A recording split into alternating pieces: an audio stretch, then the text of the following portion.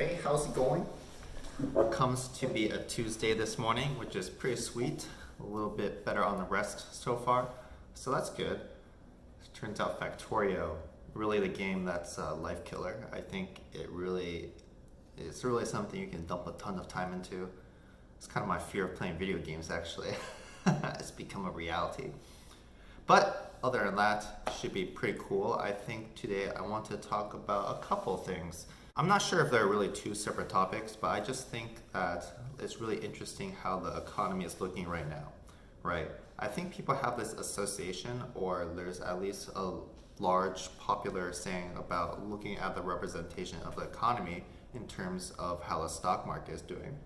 And I think in a word, it's pretty much, it should not be, maybe not a word, more like a phrase.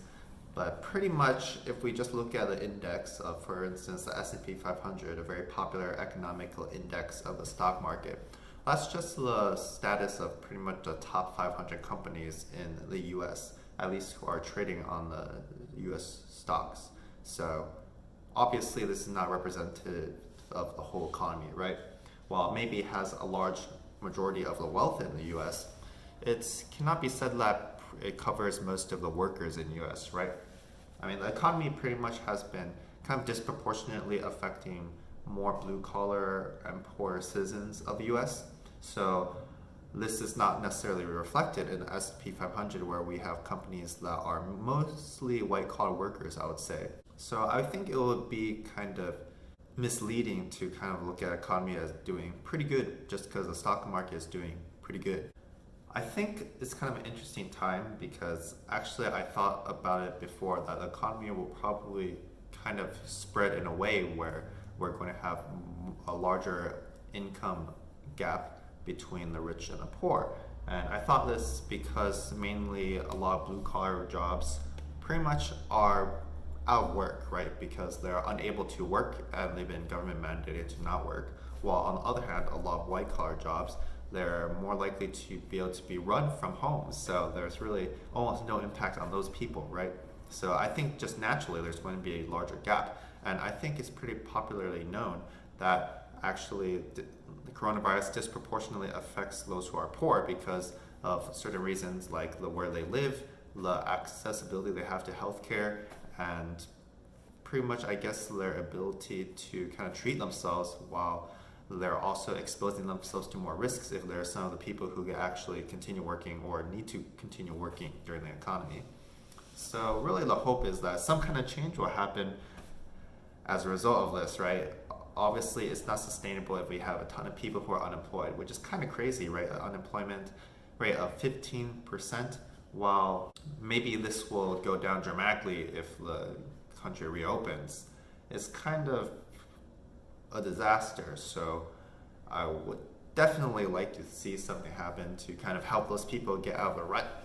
And wow, I can imagine just most Americans live paycheck to paycheck, especially those of lower incomes. So I can't imagine that extra 20, 30 million people who are unemployed, they must have an incredibly tough time financially right now. And I don't think that we've done too much in terms of the stimulus to help those individuals, right? I believe for the most part there is some additional compensation given to their unemployment checks, although not everyone can get unemployment because not everyone can actually file for unemployment because the unemployment agency is not scaled to actually take this demand of unemployment. And number two, there's the stimulus check, which is at most $1,200 for an individual, maybe $2,400 for a family, and extra hundreds for each child, right? I mean, this is really kind of peanuts, especially depending on where you live, right? If you live in a high cost area of living, I mean, maybe $1,200 may not even cover a month of rent. And obviously the poor players, for the poor areas, that check will go a long way more for them. But even so, I can't imagine like $1,200 for an individual to go very far for somebody. Like, I can't imagine that'll sustain them for more than 1 or 2 months.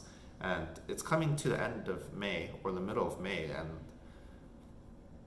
I guess a lot of people have not been gotten their checks, right? So there is going to be a huge reckoning with this, I would imagine. So I don't know, those are just my thoughts on the situation. But I'm overtime, so I guess I'll see you later. Have a happy Tuesday. Bye-bye.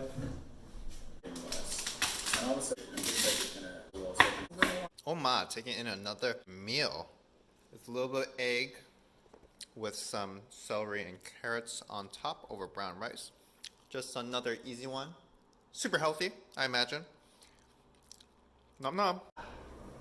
I like popping in from the bottom because walking in from that direction is a little too far.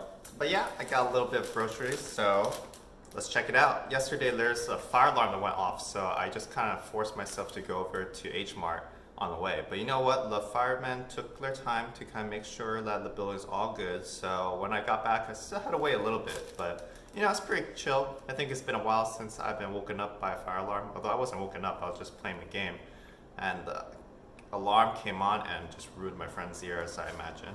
But nonetheless, I got some nice curry. It's been a while since I had curry. I don't really have chicken, which is kind of what I like to have with this curry, but at least it's not convenient because I have like drumsticks and like chicken thighs all have bones, so it's kind of inconvenient to kind of prep that, but I think it's worth it probably. Also, oh my gosh, I got some jjajangmyeon. I think this is technically like a Chinese style dish, so it's more like 炸酱面. I think I've had this before. I just was thinking I want some instant noodles while I was there, and I was like, okay. I mean, this is pretty fancy instant noodles, right? I think this was like $5 for 4 packs, so whoa, that's not cheap at all. I might as well just like buy pasta, right? It doesn't seem really all that efficient, but I guess it's like saves time. Other than that, I got some snacks, some Pocky, a classic. Got classic eggs. There's no rubber band around this time, unfortunately. Tomatoes. Oh yeah, mushrooms. Maybe get some tomato mushroom pasta going. Blueberries were still on sale, so I got some of these guys just on the side. Some ground turkeys on sale too. Kind of a good deal for making some mapo tofu or mapo tofu. Got some of the drumsticks I was mentioning. Also got some tofu. I wasn't really sure if I want like extra firm or just firm, so you know, I'd take a bit of both. I think I lean towards the extra firm side. I'm not really big a fan of soft tofu.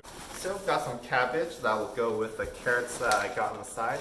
Still got quite a bit of vegetables on the leftover side, so probably have to consume those first. Otherwise, I've got soy milk. You know, when I'm not drinking like a glass of soy milk every day, I'm using it as cereal instead, which is almost out, but it's not like using my soy milk that much. So I have quite a bit left, but I still gotta get some of that every week. I don't know if it's like doing anything to change my body composition, drinking a glass of milk, but I assume that this is something that takes a long time. So that's it, and I'm just going to have to put all these guys away, and I'll see you later.